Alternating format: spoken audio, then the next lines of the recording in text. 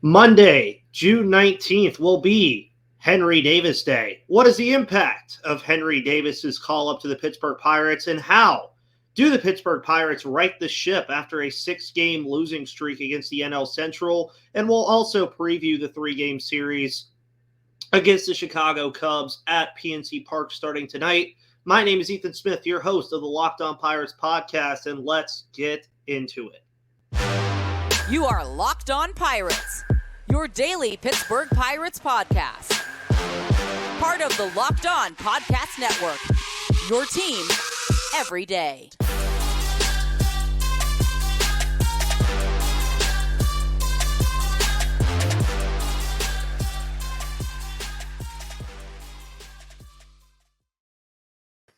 And welcome back to that Pirates podcast, everybody. It is Monday, June 19th here on the Locked On Pirates podcast. My name is Ethan Smith. To my right, as always, every Monday is Gary Morgan, who I was going to introduce as the Father's Day golf champion because that seems like all he's been doing all weekend. And I can't blame you for the way the Pirates have been playing all weekend. Fun fact that I learned this morning before we started recording, because I was just going to lead into this with Henry Davis got called up. Gary, does today seem a little familiar to you with the whole call-up thing? Like, even remotely? Just the date. Does it seem familiar at all? Sure. I mean, and it's because that magic time of year is around the same magic time of year every year. Yeah. It is indeed. So I looked this up this morning so people can fact-check me if I'm wrong. 364 days ago, which of course feels like 7 years ago now with his injury, O'Neal Cruz was called up to the Pittsburgh Pirates. So yes, it is that wonderful time of year where the Super 2 is in the rearview mirror and everything is fine and dandy, except it's not for the Pittsburgh Pirates because they just lost 6 straight games to the NL Central, and now Henry Davis is here. Oddly enough, with this timing, I had a little reaction video yesterday, and somebody asked me, "Are you happy about this? It seems like you're just complaining about the timing not being right." Well, if you listen to the entire thing, I said the timing was never going to be right because the timing on calling prospects up is never right. It never will be 100% the right time to call somebody up. But for Henry Davis right now, this is the time that they had to do it because even just look at the Brewers series, folks. Go back and watch those games. You had Austin Hedges in situations with the bases loaded and 2 outs. You had Jason DeLay in situations with runners in scoring position. Not saying Henry Davis is just going to come up here and magically turn that position around, because chances are he's probably not even going to play that position for a while because Jason DeLay and Austin Hedges are still on the roster and still will be, according to Derek Shelton. But they need something offensively, Gary, and I think you can agree with me on that the offense has sputtered for quite a bit now in this month of June, sputtered a lot in May, and Henry Davis helps that, right? I mean, the bat, you can't question the bat is there. I do think there's questions defensively, but we've always said if the bat plays are there. I hope it helps. I mean, he certainly has done everything that he could do in the minors to make this happen. I mean, this has not happened, Ethan, since 1978. Yeah. Nobody has had fewer at-bats in the minors as a 1-1 and come to the major leagues this quick since 1978. Bob Horner for the Atlanta Braves. And it's just not something you should expect. 45 years is a long time. Do I think the bat will play up here and help? Yeah, I sure hope so. I think when it first comes up, I think what we've seen a lot is rookies come up with a little bit of a fire in their belly. They look different. They're aggressive. They're excited. They're running around. They look like a ball of energy, and that's what this team desperately needs worse than anything is somebody to inject some friggin' energy into what they do. Yeah. They look like they're going through the motions on every facet of the game right now. So getting somebody in who is a known person that doesn't accept less than 100% from anybody, including himself, is not a bad thing. I'll be excited to see that. What happens when Haynes gets a hold of him? I don't know. Haynes sets the hitting plan all through the minor leagues. So if he's doing well in AA and AAA, you have to pretend that Andy Haynes' hitting philosophy is working for him. Somehow when Andy Haynes gets physical hands on these players, though, we tend to see a regression, don't we? Yes. So I'm a little worried about the long term as far as this season goes with Henry, but I think he'll come up like a ball of fire. I really do. Yeah, and even in the division, I've talked about this a little bit recently. You saw it with the Reds. Ellie De La Cruz, obviously he's had his struggles if you go a little bit deeper into what he's dealt with, but right when he came up here, he was doing exactly what you said. He was a ball of energy running around like a chicken without a head. You even saw it yesterday with that play that I will honestly pray for Reds fans if he keeps doing crap like that, because that's the way you get hurt.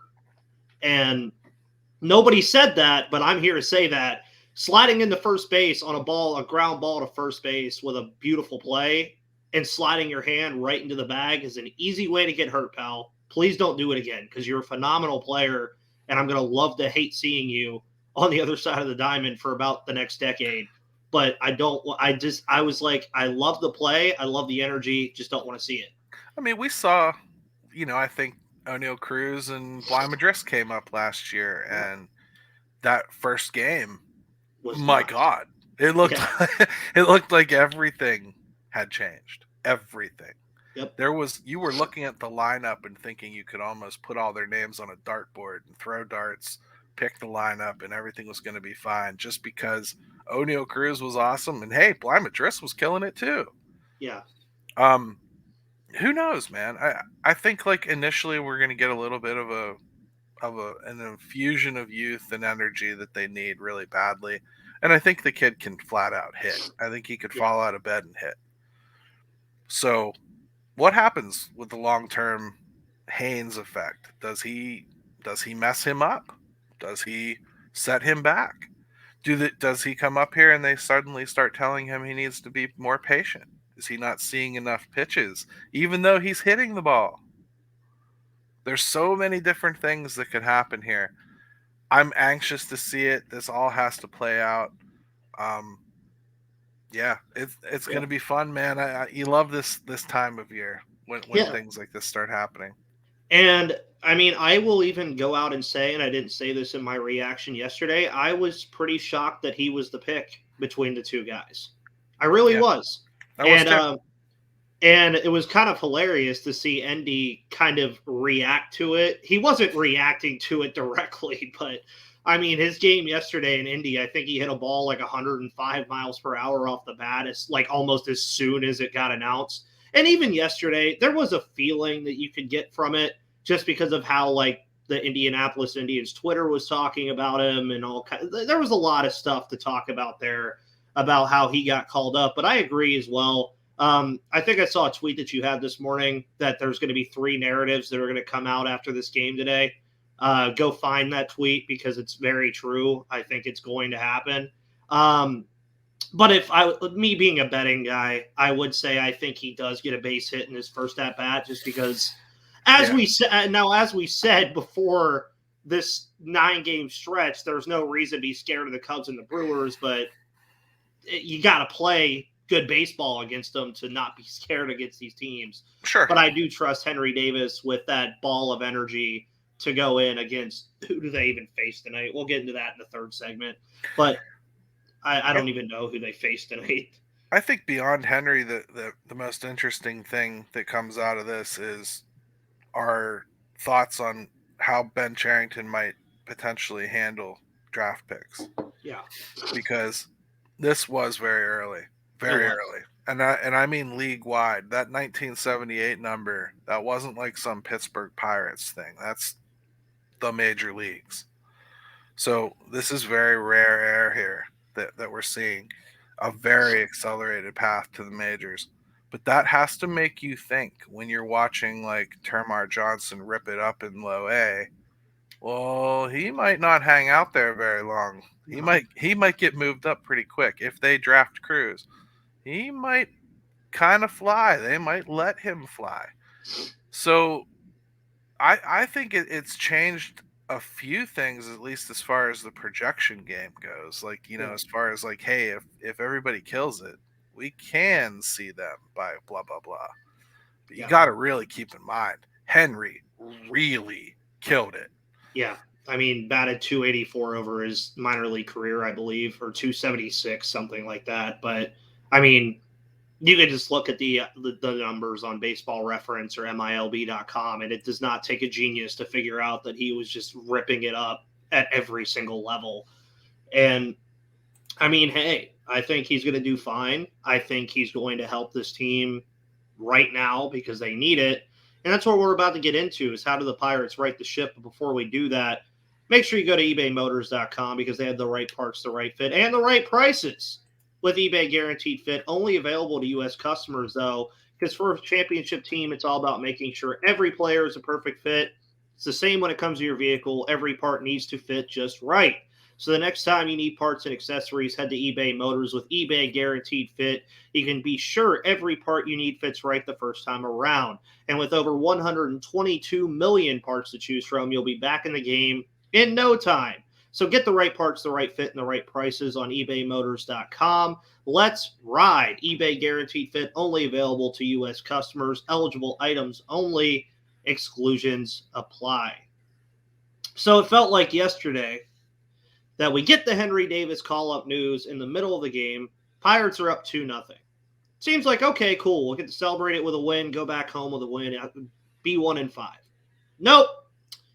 For the second time in 6 games, the Pirates were in a very good spot. Actually, third time, I'd say even. We're in a good spot late in the game and just imploded in the late innings again, which is starting to feel like stuff that we've seen for the past couple of seasons and for some of you the past 30 years. I called this the biggest stretch of the season so far before it started. And I still mean that. Like, winning this series against the Cubs is huge. It's a big deal. And, yeah, it might not seem like a big deal now with what they've done over these last couple of games, but they lose this series to Chicago, they're closer to St. Louis than they are to Milwaukee. Just like that, over 9 games. And it's been a lot of different things. I mean, the offense has not shown up. I think Greg Brown on the broadcast put it great. The pitchers feel like they can't make mistakes right now just because the run support is just not there. The bullpen has absolutely imploded on itself because I think right now there's only 2 guys from the opening day bullpen in the bullpen right now. And I think that's Moretta and or is it 3? Because it's Bednar, Moretta, and Holderman, right? Those are the only Holderman's on the IL. So. Yeah, so there's only 2 guys right now in the bullpen from the opening day group that are there. And the whole thing is just kind of flipped on its side. But Mr. Positive over here is so going to tell you this. They're only 2.5 games out of first place after losing 6 straight games in the division. It's not ideal whatsoever, but it's not the worst thing in the world either. And there's still time, obviously, to right the ship with this team. But, Gary, how do they do it is the question. I don't know if they have the pitching to do it, to be honest with you. I mean, I think they have some more pieces they can call up for the bullpen.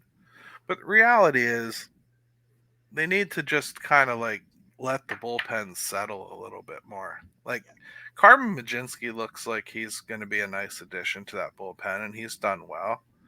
Dari Moretta has had a great season. He's really struggled in the last 2 or 3 outings, with his control. Ramirez is a guy who's always periodically struggled with his control. He's in a real bad stretch right now. David Bednar is great, but they never get to him. Nope.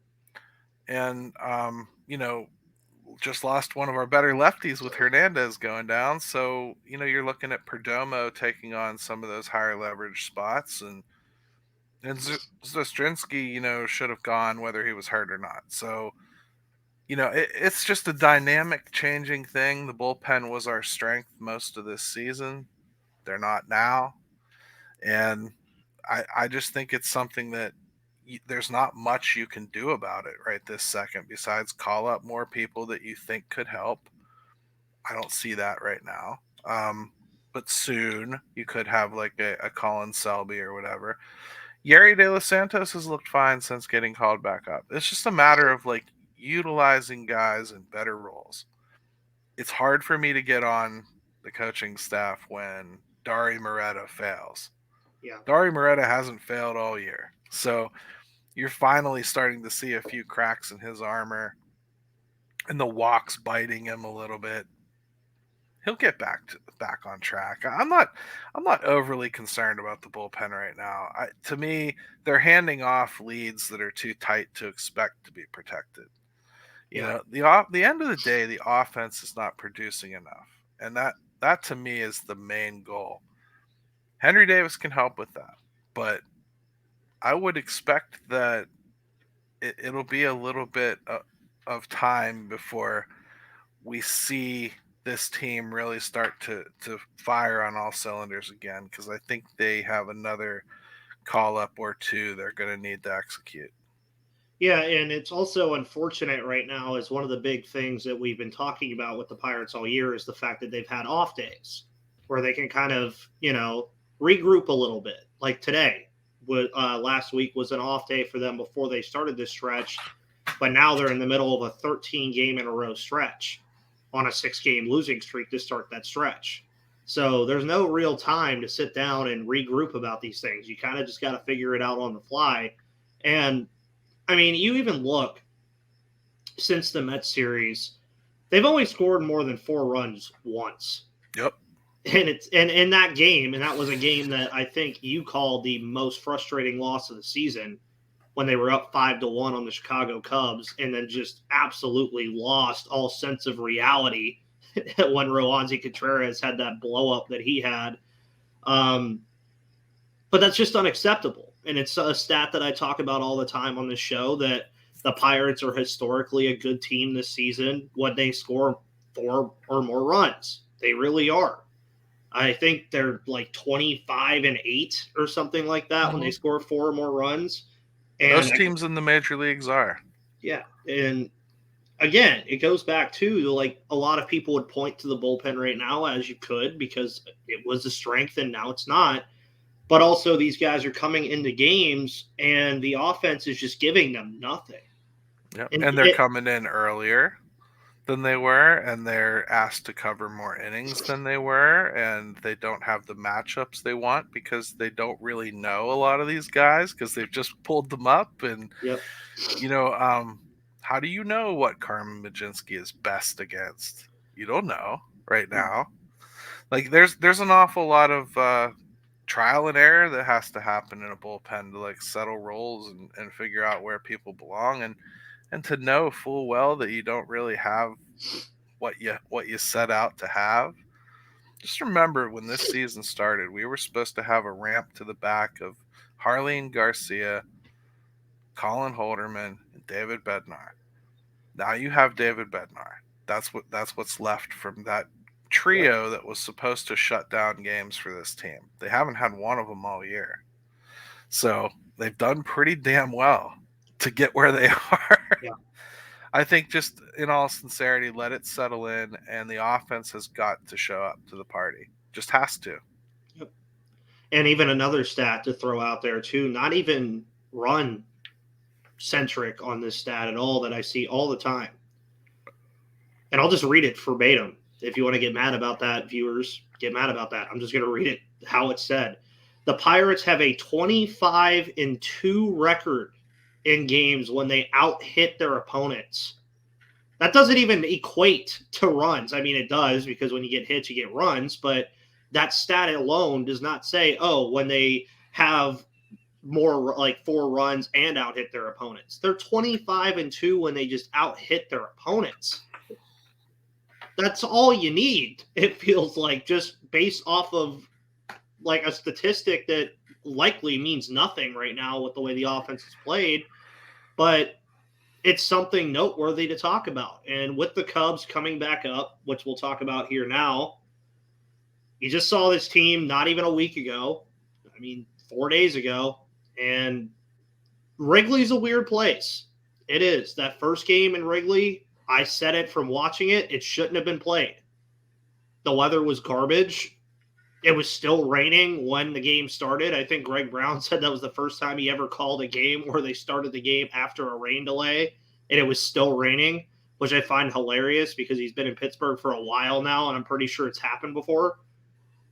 But you got outmatched in that series no matter what. There was some luck involved for Chicago. You look at the first game, you had the infield hit garbage that was happening all night. I remember me and Gary had a Twitter reaction where he said, I hope they didn't bring golf clubs. And then I had to tell him like halfway through the game they brought axes and that was working for them. The second game, you just blew up. You were dominating that game. You got a home run from Austin Hedges, for God's sake. Ever since the bat flip, I don't know what happened. Austin Hedges hit a bat flip and now all of a sudden everything went to hell. And then you lost the third game 7-2. Tonight, Osvaldo Bido gets another chance to start. I think it's a good chance for him to do well again. I think the only gripe a lot of people had with the last start was that he didn't go deeper into the game. I just don't really know if that's who Osvaldo Bido is. It's not. He's not going to go deeper into games. No. He's going to be a 5-6 inning guy, max. He's going to strike a bunch of guys out, and he's going to walk people. That's what he does. And he's got good stuff, but I don't think he's like a long-term rotation member. No. I think he's good for what they need right now. He has every chance to go out and have a good outing, but the bats are going to have to provide, man. And the Cubs aren't juggernauts. They're under 500 for a reason. They're under 500 by 5 games. And that's after going 7-3 recently. They're not a great baseball team. The Pirates led many of these games that they lost here. So that's why the bullpen gets the focus right now. But the offense gets it too because they're not adding on when they get leads. They're taking their foot off the gas. We've seen the common theme play out for 2 years now, Ethan. They take too many pitches. They're not aggressive in the strike zone. They let the game be dictated to them far too often. And tonight they have another crafty lefty. You got Drew Smiley coming in. This team, as constituted, should kill him. Yes. They should. They have a right-handed lineup that is formidable, and now it's gotten more formidable with Henry Davis. They should kill Drew Smiley. They really should. And they should crush Kyle Hendricks. I mean, they should take this series. They should have taken the one they played in Chicago. They should have taken the one in Milwaukee. This is a more talented team than either of those teams. Yeah, and a lot of it is just them getting in their own way. I think that's the best way to put it. Yeah, and poor coaching decisions and trusting guys that have performed who haven't performed recently. I don't know. It's not always Derek Shelton making a bad decision. Like bringing in a struggling reliever like Rowanzi up 5-1 in a game shouldn't be a death blow. No. And he has to go 3 batters. And when those 3 batters are 2 walks and a base hit, it's kind of dumb to be talking about leaving him in too long. By rule, he had to be left in. Yeah. And you also want him to use his stuff and get out of it. So, I mean, there's a lot of things that I think have happened over the course of these 6 games that I think will be really valuable for this team, to be honest. It sucks losing the games. I think they needed punched in the nose. They were doing too much of this win 1 game, lose a game, win 1 game, lose 2 games. Hovering, kind of feeling like you're still there, still in first place somehow, you could still say. This team needed cold cocked, and they got cold cocked. Yeah. And the one thing that I keep going back to is a lot of people go back to this team started 20-8 and now they're 34-36 and they've only won a quarter of the game since then. It's why it was more important to do that. Imagine if this team didn't start 20-8 and was doing what they did in May and what they're currently doing now. Then the season would be done. You could throw it out the window because they'd be behind St. Louis at that rate. That 20-8 start, as I've jokingly said, was the best and worst thing to happen to Pirates fans in recent memory. It's fine, man. Like what happens on social media just isn't. Oh, I know. Isn't life. Like if you run into somebody in a bar, you'll have some people that will go like, "What happened to the Pirates? They were 20-8." But you can pretty much say like, baseball happened to them. Baseball, yeah, a lot of baseball. I think they're 34-36. It's June 19th, right? That's how you led the show. It's June 19th. Happy Juneteenth, everybody, by the way. Here we are. You're 2 games under 500 this late into the season. You're 2.5 games out of first place in your crappy division. You've done this telling people you wanted to improve this year, right? Yep. That's a really good thing. There's been a really big missing ingredient this year. There's been no O'Neal Cruz. They've lost 3 starters in the rotation. They're 2 games under 500. This team has improved. You have to see past the speed bumps and see that the team overall has improved. If you get those pieces back in there, you're looking at a pretty big jump next year just from having Cruz all year. Yeah. And that's one thing that I've also kind of thought about too, is I've had some people in the Locked On Podcast Network ask, are the Pirates going to be buyers at the trade deadline, which there's still time to figure that out. I think there's a mixture of both. I think they could sell and buy, but also when you really want to get down to brass tacks, you can look at O'Neal Cruz coming back sometime in August as a trade deadline acquisition almost. I mean, you haven't had the guy all year. G-Man Choi, even. You can look at him coming back and say, okay, cool. They got G-Man Choi at the deadline. G-Man Choi could be in as little as 10 days. Yeah, and I mean, he could be back soon. Those are pieces to this team that were integral to what they were doing in those early weeks of the season. Obviously, Cruz got hurt very early, but he was still a big reason why they were able to go to Boston and sweep the Red Sox after losing a series against Cincinnati. So this team, something that I keep echoing and I will continue to echo, and it starts with Henry Davis. I haven't said his name when I say this, but it starts with him and it will continue. We have not seen the best version of this team yet on paper. On paper. We have seen the best version of them so far in April when they were playing their best baseball, but what they can physically put on a lineup card, we have not seen the best version of that yet, because it starts with Henry Davis. I'm going to let everybody know this too. Endy Rodriguez probably ain't too far behind. It might be a couple of weeks, and then I think he'll be up. Then you throw O'Neal Cruz into that fold. You add O'Neal Cruz, Henry Davis, and Endy Rodriguez to a lineup that's struggling, that actually already features guys that are good, like Brian Reynolds, Jack Sawinski, Andrew McCutchen on a good day. You know, G1 Bay when he can get on base. Rodolfo Castro against lefties. The Pirates have players, folks. They do. And I know it might feel like the season's over because they lost 6 straight to the NL Central, but it's not. Still June. I know it's crazy to say that, but we haven't seen the Pirates be in contention in June in a while. It's been a minute. It's not over by a long shot. It's going to be – I think they're going to be at least in the conversation here as we wrap up June. Yeah. And I think they'll be in it when we start talking about deadline stuff. Yeah. I agree with you. There is a little bit of a chance they could trade some people, and there's a chance they could, add something. I personally think that the additions are more out of necessity. I think they have to have starting pitching just to get through the season. Yeah. Let alone win. I think they need more arms just to give them the innings they need. As far as like big additions, though, I don't see any offensive big additions coming. I think it would be almost all on the pitching staff. And I think you might trade some position players to get that. I really do. I think you're going to see them make a call on some of those middle infielders. I don't think you can exist with as many as they have that are all borderline. So we could see somebody shipped out. We really could. And I wouldn't be surprised either. But obviously, we still have some time before that. The All-Star break, shockingly, not too far away.